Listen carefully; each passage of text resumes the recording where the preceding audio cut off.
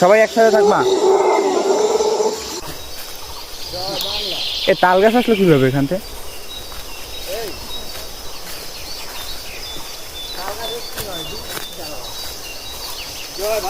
অনেক তাল গাছ।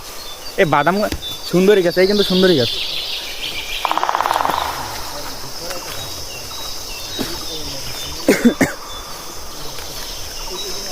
আমরা কিন্তু ঢুকে পড়েছি অলরেডি সুন্দরবনের ভিতরে।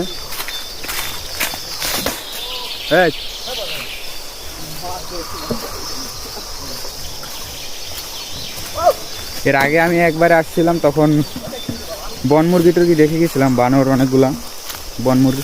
এই কিন্তু সুন্দরবনের মানে সুন্দরী গাছের চারা।